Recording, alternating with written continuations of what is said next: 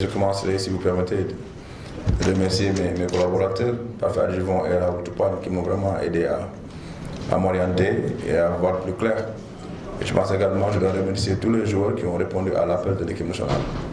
Je pense qu'ils ont laissé beaucoup de choses pour venir ici et sur les 17 joueurs, il fallait en prendre 12. Comme il y a des critères extrêmement objectifs en relation avec le projet de jeu. Et je pense que quand tu es obligé de prendre 12 joueurs, je pense que tu fais une sélection en réalité, quoi. Alors, quand tu fais une sélection, il faut laisser des joueurs en rade. Et je pense que les critères, c'est des critères objectifs dans la mesure où, dans le projet, il faut répondre à des critères techniques, tactiques, et puis psychologiques et sociologiques également. Et je pense, puisque le groupe a un noyau dur, il fallait quand même tout faire pour passer du groupe à l'équipe. Et pour passer du groupe à l'équipe, il faut quand même mettre en place des principes objectifs. Voilà, je pense que c'est ce qu'on a fait. Et dans la mesure où c'est une routine, on a l'habitude de le faire, mais quand même c'est une routine extrêmement difficile. Je pense que ce n'est pas la première fois que des joueurs rentrent et ce n'est pas la première fois que des joueurs sortent.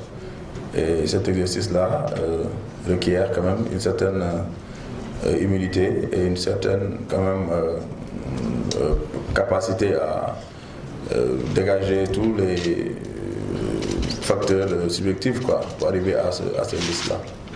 Voilà, donc je pense que c'est ce que je peux dire pour le moment. Et je crois, voilà, pour la liste, on a quand même trois meneurs, 2 arrières, 2 ailiers, 3 ailiers forts et 2 pivots, quoi. Voilà, c'est ça qui compose les 12, quoi. Je pense qu'on les connaît tous. Et s'il nécessite de faire des commentaires sur 1 ou 2 joueurs, je serai disponible pour y répondre. Merci. Bon, quand je parle d'aspect sociologique, c'est en rapport avec le team building, quoi. Je veux dire, les rapports étroits entre les joueurs également, c'est des choses qu'il ne faut pas trop casser. Si tu dois les casser, c'est parce que c'est le projet qui le demande. C'est pourquoi j'ai parlé de rapports sociaux, quoi.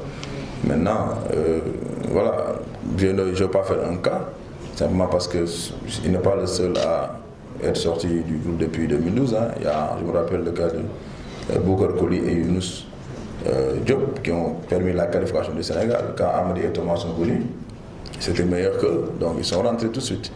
Et je pense également Malik Badian était là, et je pense qu'il est sorti du groupe. Également, je pense qu'il y avait Louis Adams qui était ici, et il est sorti du groupe quand Khan est arrivé. Khan n'a pas fait la qualification du mondial, ben, Khan était là. Il était meilleur sur beaucoup de choses, donc lui est sorti. Ouais. Donc je pense que je ne vais pas être là à rappeler le nombre de sorties et le nombre d'entrées, mais c'est le projet qui le demande. Ibrahim Mbeng, c'est un joueur de grande taille, il fait 2 mètres, en plus il est meneur. Donc si tu choisis un joueur comme Randall Meda qui a beaucoup d'expérience, qui peut contrôler le jeu de bout en bout, tu as besoin d'un joueur très rapide, véloce, agressif, comme tu en as Ibrahim Niang, quoi. Maintenant, je pense que la qualité de Biendoy, c'est qu'il a les mêmes qualités que Khan, parce qu'il peut contrôler le jeu également. Mbeng n'a aucun souci pour le faire. On a essayé de le récupérer depuis la qualification pour le Mali, hein, mais il était blessé, il avait le doigt cassé, quoi. C'est pourquoi on l'a perdu. Et je pense que c'est depuis là qu'on a cherché à le reprendre. Voilà, mais ça n'a pas constitué quand même une mesure pour revoir nos ambitions, quoi. C'est pas possible. On va faire avec ça et je pense qu'on est capable de nous adapter. Maintenant, ça dépend de la philosophie aussi du pays dans lequel nous sommes, quoi. Si on nous avait dit on veut la Coupe d'Afrique, on nous dit ok, maintenant c'est les conditions. Et c'est ça les conditions pour arriver à la Coupe d'Afrique. Là, on peut négocier. Mais ça ne se passe pas comme ça au Sénégal. Les gens ils mettent en place leurs objectifs et ils te disent il faut les atteindre, quoi. Mais si on avait inversé les choses, on vous dit on veut la Coupe d'Afrique, qu'est-ce que vous voulez? On dit voilà, c'est ça les conditions pour arriver à la Coupe d'Afrique. Donc je pense que c'est différent. Voilà, c'est une autre philosophie, c'est d'autres principes qui gouvernent le sport sénégalais. Et nous on fait avec, quoi. Parce qu'on n'est pas aux propres critères, quoi. Et je pense qu'on n'a pas la même vision. Parce que je ne peux pas le bon Dieu pour créer un 2m15. Un 2m15 ne court pas les rues. Voilà. Donc il n'y a aucun entraîneur qui peut créer cette taille-là.